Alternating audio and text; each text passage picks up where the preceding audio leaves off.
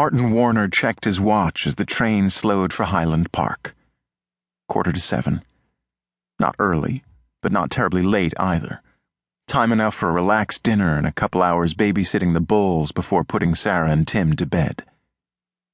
The train jostled and the brakes squealed, and Warner stood, thinking about a hot lasagna and a cold beer, and maybe, if Leanne wasn't too tired, a little bit of fun in the master bedroom before they turned in for the night.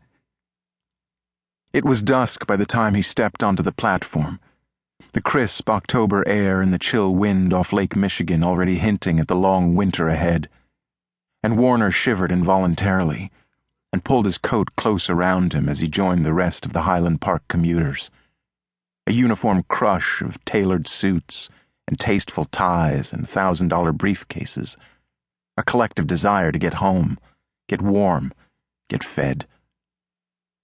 The arrivals streamed out of the station, and Warner moved with the current toward the far end of the parking lot, the herd thinning around him until only a few stragglers remained.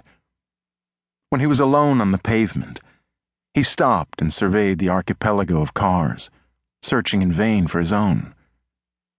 The light was dim in the back corners of the lot, and he couldn't see his car.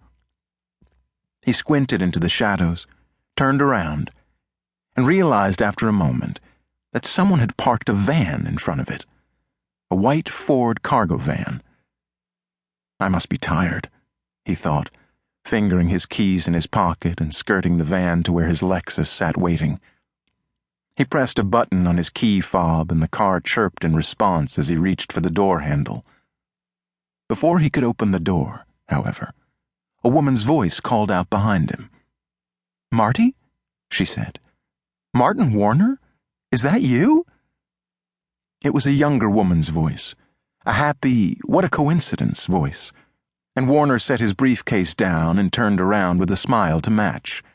But when he turned to greet the mystery woman, hoping a little guiltily that her face was as attractive as her voice, he found no smiling beauty, but instead 2 men, their faces hidden behind black ski masks.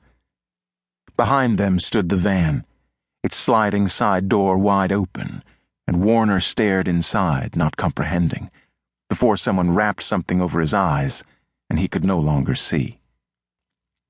He felt hands grip his shoulders and shove him into the back of the van, and Warner heard the men talking around him, low voices tinged with urgency. "Got him? We're clear." The door slammed shut, and Warner lay stunned in the rear compartment as the van rumbled to life and reversed. He was blindfolded, his hands tied behind him, and he had sudden nightmarish thoughts, visceral, involuntary images of his broken body, bloody and anonymous in death. "You're making a mistake," he said, his voice pitiful and weak. "Whoever you're looking for, I'm not the guy." The woman spoke again. "You're Martin Warner of 15 Linden Park Place? Married to Leanne Warner, father of Sarah and Tim Warner?" Warner felt like he was going to be sick. "Don't hurt them," he said. "Your kids are fine, Martin. Sit back and relax." "Why are you doing this?" He twisted in his bindings, craning his neck toward the sound of her voice. "Where are you taking me?" "Don't worry about it now," she said. "We'll explain it all when we get there." The van drove 15, maybe 20 minutes before pulling in somewhere and stopping. Someone cut the ignition. "Have a look." A door opened and slammed shut. A minute later, the rear door slid open. "We're clear." Someone lifted Warner to his feet and pushed him out of the van. "Hurry!"